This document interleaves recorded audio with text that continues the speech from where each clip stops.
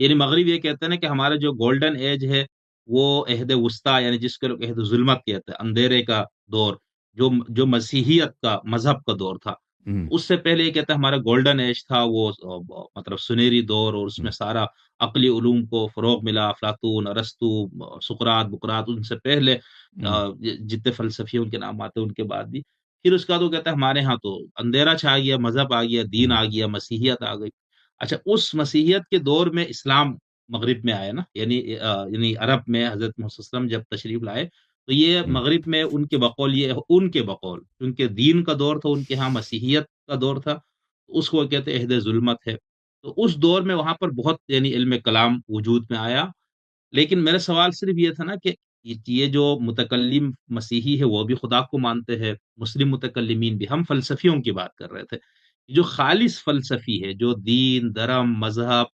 وہی کسی چیز کو ذریعہ نہیں مانتے، وہ کہتے ہیں ہمارے ہر سوال کا جواب ہم عقل سے دیں گے، اور عقل ہوں. ہی ہمارے پاس واحد ذریعہ علم ہے. تو ان کو خدا کا وہ تصور نہیں آ سکتا آپ کے خیال میں جو دین کا تصور ہے، اس کے لیے وہی لازمی ہے. بالکل آ سکتا ہے. دیکھیں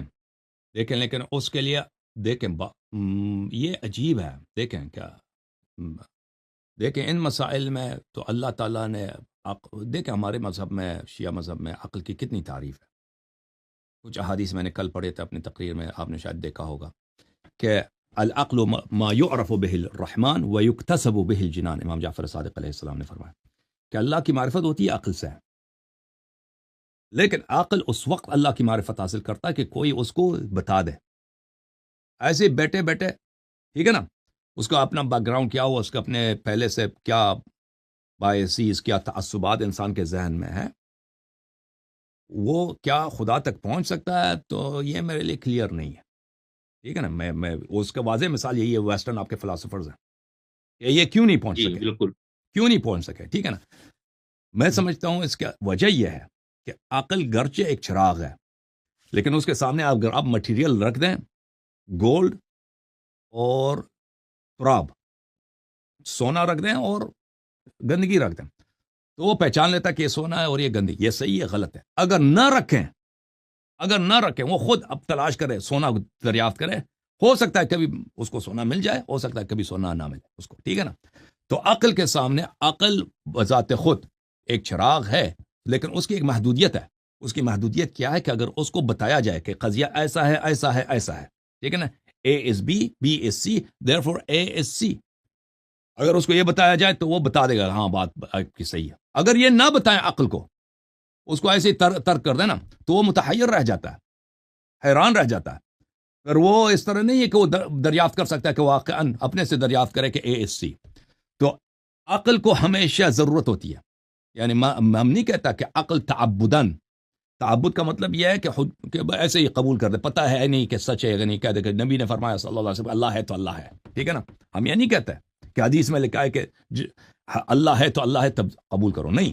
لیکن اگر وحی نے جو دلائل دیے اس کو صحیح طرح سے کسی کے سامنے پیش کرو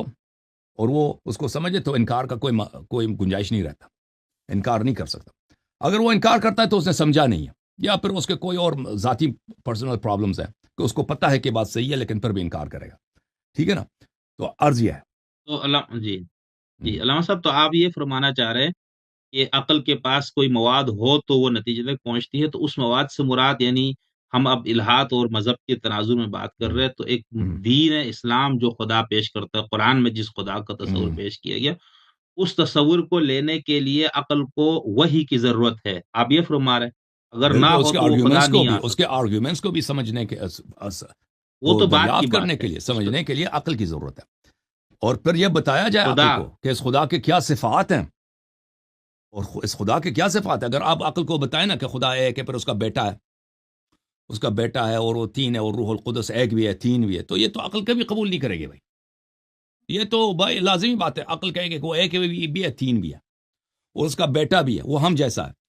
تو یہ ایسا خدا جو ہے نا، اس کا بیٹا بھی ہے، وہ خدا اور وہ بیٹا، وہ بھی خدا ہے اور بیٹا بھی ہے. ٹرینٹی تثلیث کا جو عقیدہ ہے ان کے ہاں، تو لازمی بات ہے ایسی باتیں اب ان کے سامنے، فلاسفرز کے سامنے رکھ دیں، وہ تو بھائی اس کا عقل کبھی اس کو تصدیق نہیں کرے گا،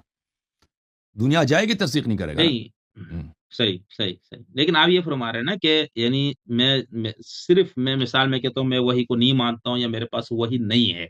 تعلیمات اہل بیت نہیں ہے، ہوں، قرآن نہیں ہے، احادیث نہیں ہے،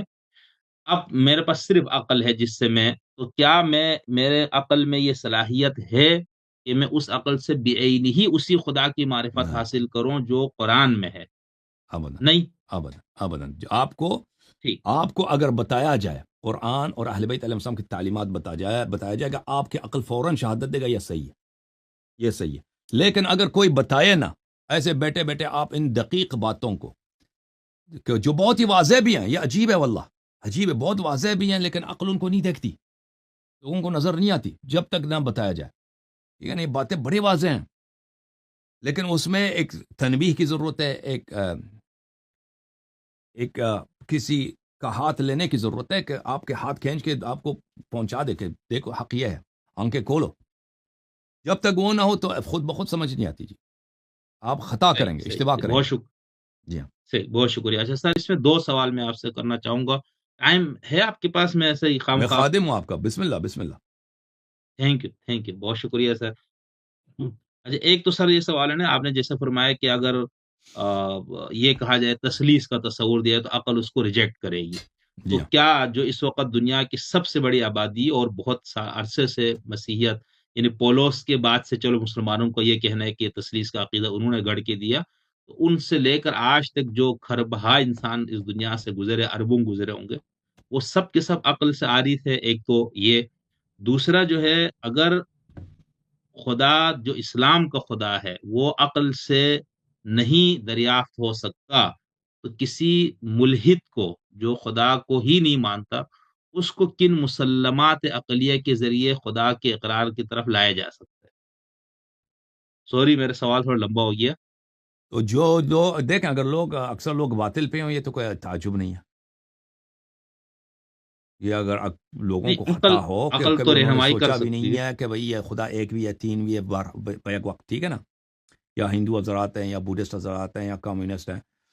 یہ اگر یہ لوگوں کی خطا یہ تعداد کے ساتھ تو نہیں ہوتی کہ اگر زیادہ لوگ اس کو نہ سمجھیں، کیونکہ نہیں، عقل کی روشنی تو ہے نا علامہ صاحب، ان کے پاس عقل ایک چراغ تو عقل موجود ہے نا. عقل ہمیشہ محتاج ہے بھائی،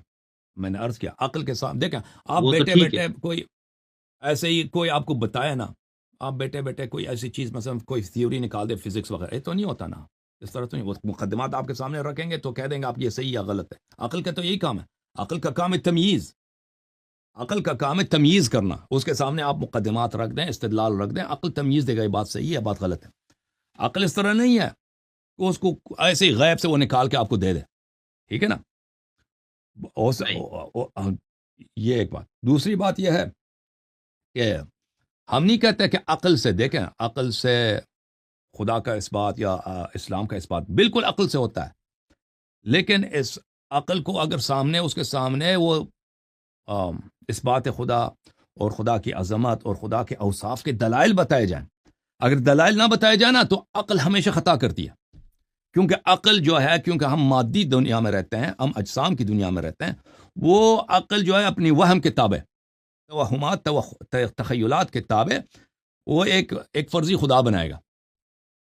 اگر وہ یہ پہچان بھی لے کہ اس عالم کا ایک کریٹر ہے، پھر اس کے اوصاف تک اس کے لیے پہنچنا بہت مشکل ہے، ہاں وہ خطا کر دے گا، وہ کہے گا وہ آسمان میں ہے، مثلا وہ کچھ کر رہا ہے یا تخت پہ بیٹھا، اس طرح کی باتیں کرے گا نا، عقل بنا دے گا وہ باتیں، اس کے توہمات ہوں گے، بالکل. ہاں وہ اس کو قیاس کرے گا، لوگوں سے قیاس کرے گا، جو جسمانی چیزیں وہ سامنے دیکھ رہا ہے، ٹھیک ہے نا، تو عقل کے لیے صحیح. بغیر اس کے اس کا کوئی ہادی ہو، کوئی بتانے والا ہو، جو انبیاء علیہ السلام ہے، ائمہ طاہرین علیہ السلام ہے، عقل اس کے بغیر نہیں، وہ شک کرے گا، وہ خطا کرے گا، اور وہ بہت بہت کریٹیکل مسٹیکس کا مرتکب ہوگا، بہت ہی سخت اشتباہ کرے گا، ٹھیک ہے نا، تو اس لیے ضروری ہے کہ عقل کے لیے بتا دیا جائے، اور اس کے لیے ضروری نہیں ہے کہ کوئی کسی امام کو مان لے یا نبی کو مان لے، اس کے لیے ضروری نہیں ہے کہ آپ مان لیں فلاں شخص نبی ہے تو وہ مجھے اسلام سکھائے گا، ٹھیک ہے نا، کیونکہ پھر وہ تو ایک دور ہو جائے گا، ویشس سائیکل ہو جائے گا، کیونکہ ہم بتا رہے ہیں کہ آپ اگر ہمارے نبی صلی اللہ علیہ وسلم کو نبی نہ بھی مانے نا، اگر ان کی بات کو سنیں کہ وہ کیسے خدا کا اس بات کرتا ہے، خدا کے اوصاف بتاتا ہے، تو وہ آپ کو پتہ ہے، آپ کی عقل شہادت دے گی کہ یہ بالکل صحیح فرما رہا ہے.